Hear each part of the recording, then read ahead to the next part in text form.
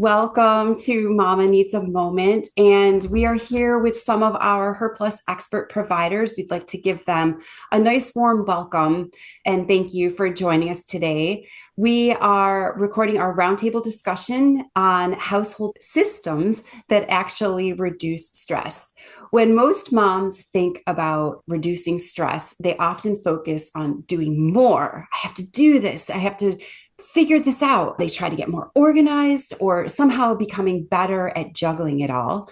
But what if the answer isn't doing more at all? What if it's creating systems that help your household run more smoothly so you're not carrying everything alone? Today, we're exploring practical ways to reduce the mental load through routines, communication, delegation, sensory-friendly environments, and family systems that support everyone in the home. We'll discuss how small shifts can create meaningful change and help families move from simply surviving to truly thriving.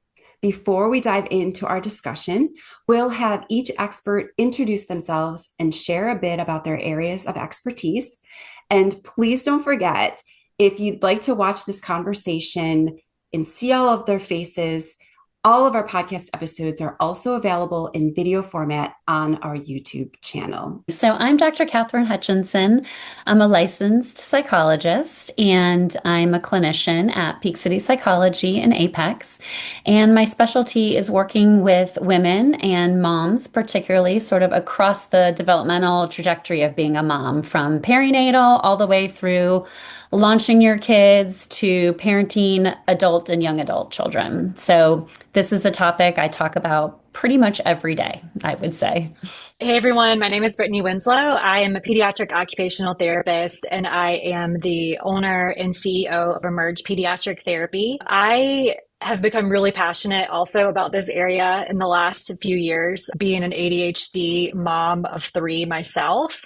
And so I feel like a lot of the area that I spend my time in now is understanding sensory processing, executive function, self-regulation, and all like the whole family system to understand how we can best support everyone and not just the kids. We have obviously the bread and butter of what we do in the clinic is working directly with kids, but that work gets so much richer whenever we factor in everyone in the whole family. So I've been spending a lot of my time in that in the last year or so. So excited for the conversation. I am Anna Elizabeth. I'm what I call a healing specialist.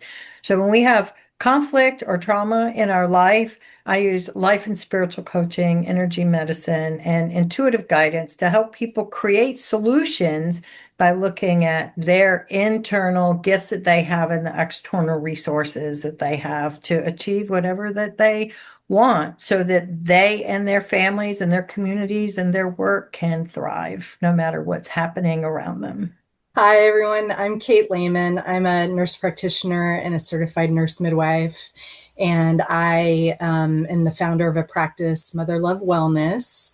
The goal of my practice is to help women through some of the biggest gaps I've identified in women's health, preconception care, early pregnancy, the first postpartum year, and perimenopause. These are all huge life transitions where women historically have not received the support they need. And I take a psychosocial approach. We look at labs and hormones and metabolic systems in addition to psychosocial issues to help women feel better faster. And I'm so excited to be on this panel and meet all these amazing referral partners. So this is just such an amazing holistic panel. I'm really excited to be here. I'm Sarah Parise, founder of Great Days by Sarah, because I believe that everyone, especially moms, deserve to have more great days.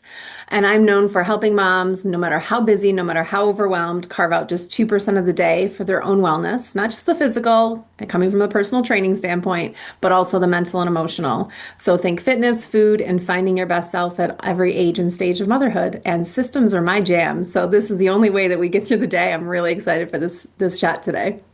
I would love to turn us now to creating household systems that practically run themselves, because that's what we all want.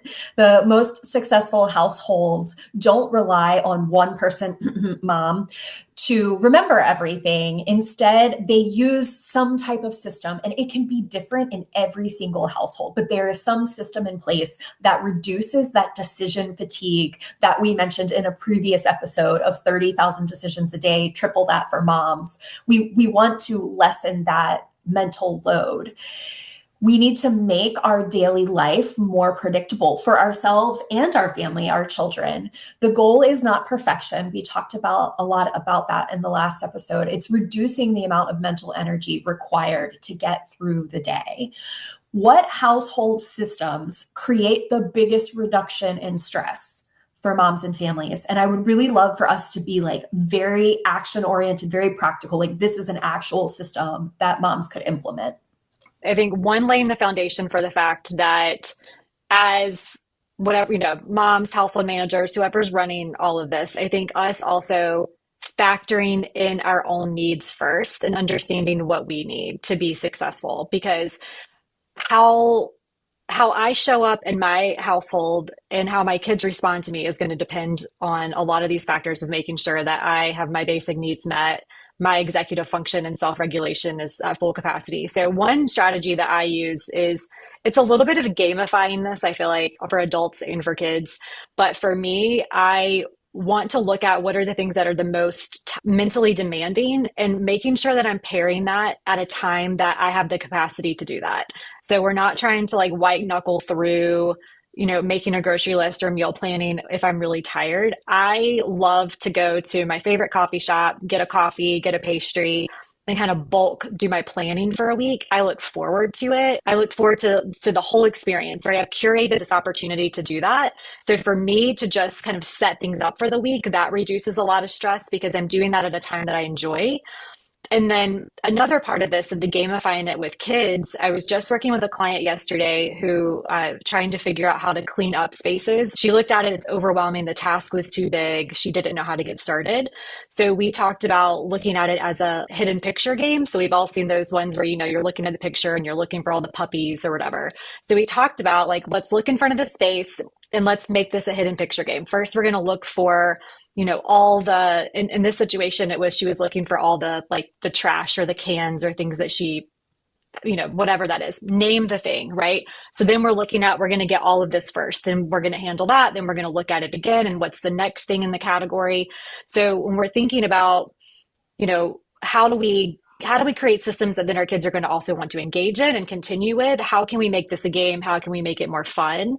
And also, how can we tie all these things back to how we want to feel? I think like we know that we need to do X, Y, and Z chores and things need to get done. Like we know that logically as adults, but then for our kids, they might not have as much meaning. So we do a lot of conversations around, okay, I totally get that you don't want to clean up your room. Like I get it. I don't want to clean up my room either. But let's think about how we feel when we walk into our room and it's really messy versus how we feel when we walk into our room and it's clean and organized. So starting to get an understanding of the feeling of it, and that can really help to drive more meaning behind getting things done and create less friction. Because I think having the opportunity to plan and do the hard things when we're at capacity for it adults, paired with helping our kids understand the motivation and the reasons behind things that hit in a different way, can really reduce a lot of stress and tension in these processes. I love that, Brittany. And I think you hit on a really important point, which is that we need to set aside time to plan and organize, right? Like, so when you're looking at your calendar of your week, you have to have a time that you're going to look ahead at your week and figure out what it looks like. And I think, again, different things work for different families. Like you were saying, you enjoy making that time, like kind of a reward for yourself.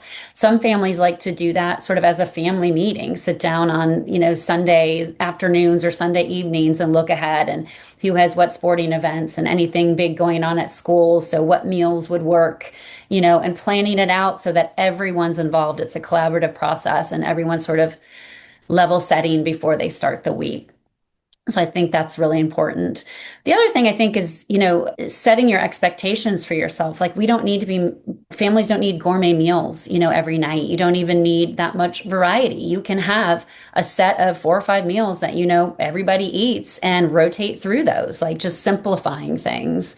And to the gamifying, I think it can be helpful sometimes to sort of assign a theme, for night, like we're going to do meatless Mondays and taco Tuesdays. And, it just helps to organize and reduce that decision fatigue so you don't feel like you're starting from scratch every week. Yeah, to that point, I warn new families often that family life can be rather mundane compared to single, childless living. And, even though it feels kind of like Groundhog Day, there's something, kids thrive in that environment. We thrive in that environment.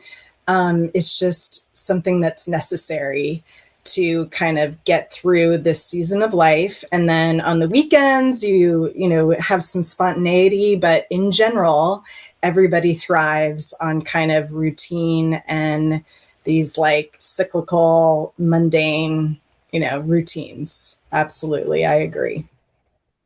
And speaking to routine and schedule and organizing, I think one of the first things in order to be able to build a system that's right for your family is understanding what your family's structure and dynamic is as opposed to other people. So we traveled quite a bit and extensively while I was raising my children. And so we had a lot of moving pieces. How many days are we going to be gone? How many pairs of underwear does each person need? How many socks do we need? How many play clothes? How many dress clothes?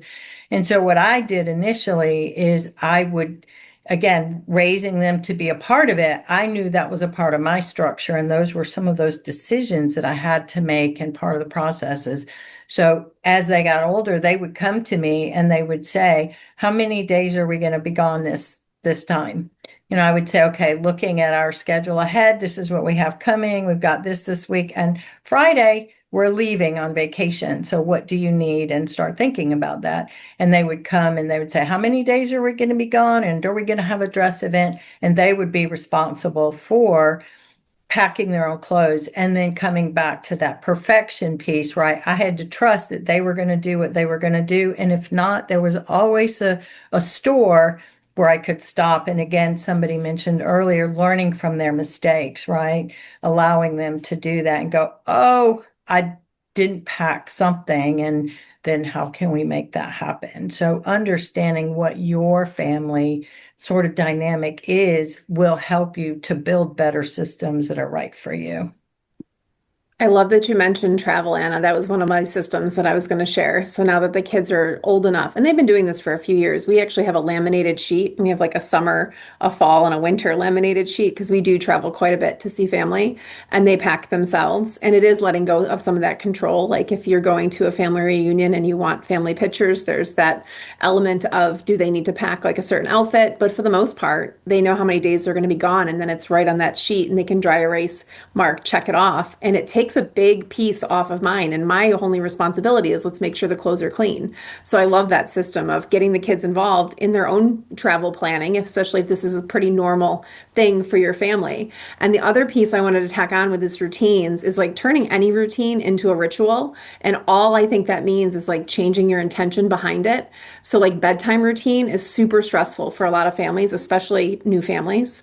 And it's like this, hurry up, let's get the kids to bed. But instead of looking at it like that, if you can turn it into a ritual, like we have now with our kids, that we eat dinner, we go for a walk, even if it's short, like around a teeny loop of the neighborhood, they know when we get back, they're brushing their teeth, they're putting pajamas on, and we're reading. So it's like, yes, it's a routine we kind of step through, but we're not on our phones. We're not doing 1,000 things. We always all go, with the exception of like work events and things like that. But turning this into like, it's almost like a family tradition now, and we call it our nighttime ritual. So the kids are used to it, and it's a lot more calming. And then I also use it as a, when things are not going well, I always tell people when they're not going well, just get everybody outside. There's something about being outside, and there's science about being outside, that you just get outside and go for that family walk. And it might not perfect everything, but it will make things better when you get back into the house. I wanted to mention another system that I feel like is another friction point at home is like, where do we find X, Y, or Z? Like I think like the missing soccer jersey, or like where are the clean socks, or whatever it is. And so I like to really challenge families to think about how they have things set up at home and how it's working for them and how it's not working for them in the flow of how people move through their home. So an example I've used like many times before, but is like my kids' bedrooms are upstairs, but we typically do like doing our hair brushing and getting things ready in the morning downstairs, or like that part of the process. And so we moved all of the hair brushes, the hair ties, all of that downstairs so that they weren't having to go back upstairs and then kind of get lost or, figure out where things were. So we talk a lot about, everything has a place and we need to put everything in its place. And so when we start to think more about that, another session I was working with recently, they were having an issue with dirty clothes. And so there were dirty clothes kind of everywhere and they felt like there was never a spot for them. And so the simplest thing that we did was we just added a couple more like laundry basket places that were like small laundry baskets in different places in the house. So now there's just a few more places to go collect that, but it's not all over the floor. I think we all kind of have this like visualization of what a house should be and where things go, but think outside the box a little bit there and figure out how your family flows through their day. What do we need and how do we adjust that as kids get older as well? Because it's always going to change. But if we're setting up our household where we are all the time in a way that doesn't work for us, there's just naturally going to be more stress and tension that we could easily avoid.